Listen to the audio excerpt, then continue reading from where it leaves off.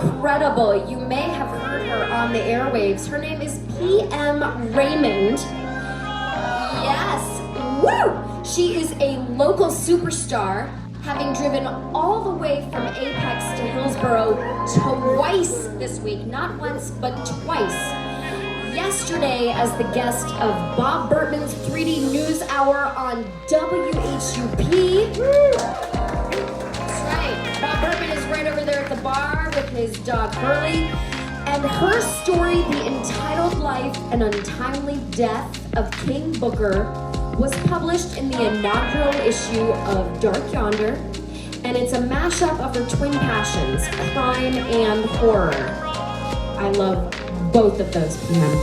So you're gonna wanna check out her website, pmraymond.com, for all the places you can find her fresh takes on the horror genre, and you can also find her on amazon.com. So put your hands together for PM Raymond.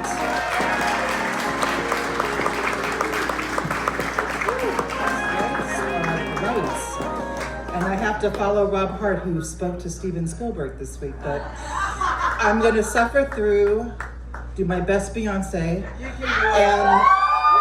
and make this happen. All right, I'm gonna be reading from The Entitled Life and Untimely Death of King Booker. King Booker came for what was his. The door to Sunnyside Lounge swung open, separating the specks of dust floating in the gray air. King, a lean shadow of a man, glided through. An elderly patron sat on the stool at the end of the bar, nursing a whiskey, ice cubes fading into the brown juice. King knew him as a regular. "Hey now, Mr. Crothers, how you doing?" Mama said was turning on the jukebox. King didn't picture Mr. Crothers as the Shirelles type. "I'm fine as gumbo and rice, young man." Mr. Crothers shook his glass as he raised it to meet the level of his bespectacled eyes. "Fine indeed." King extended a respectful hand to his elder. "Good to hear."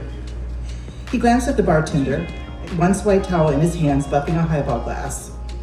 The nod from the man gave King his cue to continue through the hallway to the right. Muffled voices became clear as he approached. King reached the end of the hall, the door half open. He stepped in, where the conversation was in full flow. "No, man, don't tell me Rusty can't get you on at the shipyards." Calvin gave his A's a long drawl when the mood struck him, so shipyard sounded like shipyards. "Just ask him. He'll do right by you." Bixby let an annoyed glare connect with Calvin. Bixby, a young man not old enough to drink at Sunnysides, but old enough to go to jail for the less than legitimate activities that took place behind closed doors, continued counting $1 bills. "You don't know what you're talking about. Rusty just looks out for Rusty." King made his way to the side of the card table both men used to divide the stacks of currency from the previous night's take. Sunnyside did a brisk business in liquor and an even brisker business in cards and dice. This was one of King's last pickups of the morning to collect the weekend's earnings. "Hey fella," King coaxed Bixby. "You're mostly a grown man. You need a grown job.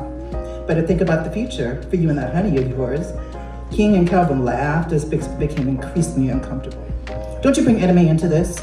he snapped, but he swiftly changed his demeanor. King was an important man in certain parts of New Orleans. Bixby had seen firsthand how a smart mouth could end poorly for a man who dared to get on King's bad side. "Besides, I might have more than MA on my dance card. What do you know about it?" King palmed Bixby's short afroed head like a basketball. "Be careful, young man," he said, his banter casually aggressive. "I might mistake you for a wannabe who thinks he's got game." King's eyes focused on Bixby. "Watch your tone with me, son." "Boy, you stepped right in that one. Say your apologies for disrespecting Mr. Booker," Calvin commanded with a grunt. "I didn't mean any disrespect." Bixby's cheeks glowed with embarrassment and fury. "I didn't mean any disrespect, Mr. Booker," King said and punctuated the B. Bixby, cloaked in humiliation, repeated the apology. More laughter from Calvin followed, and the discussion transitioned to King's business. "You got my package, Calvin?" King waited, left hand in the pocket of his suit trousers, right hand flipping his car keys. A black rabbit's foot charm dangled at the end of the ring. He leaned against boxes of Cutty Sark, piled against the wall as high as a 6'4" frame, careful not to stain the cardboard with his cold black hair, greased with pomade.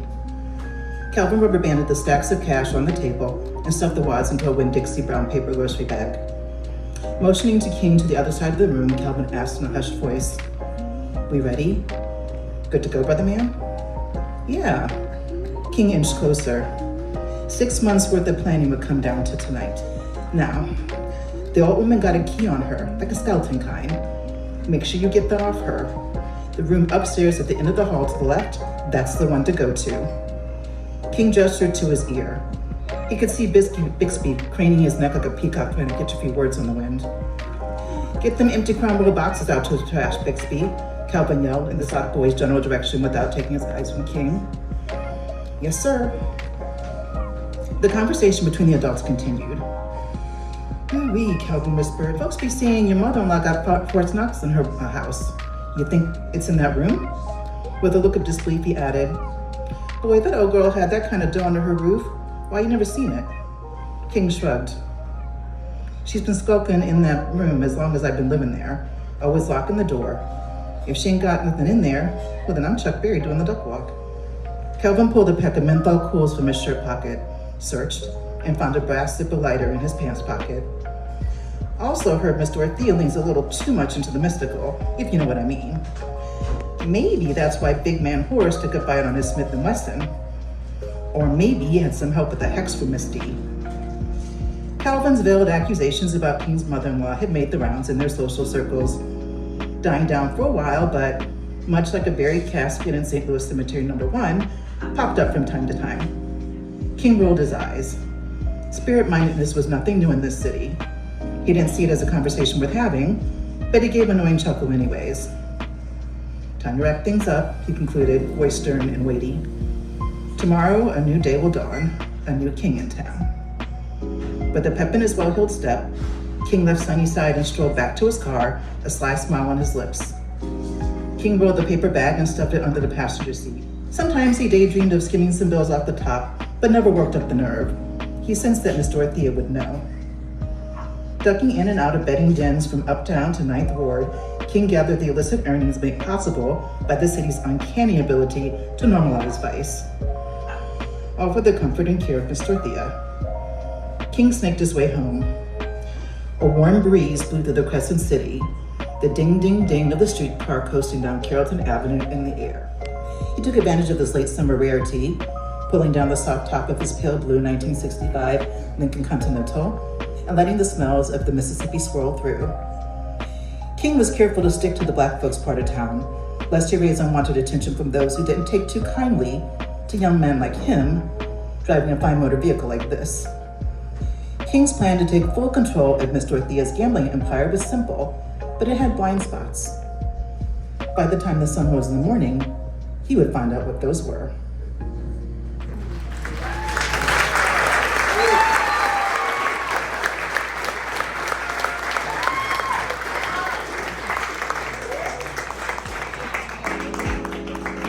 Another round of applause for PM, please. Amazing.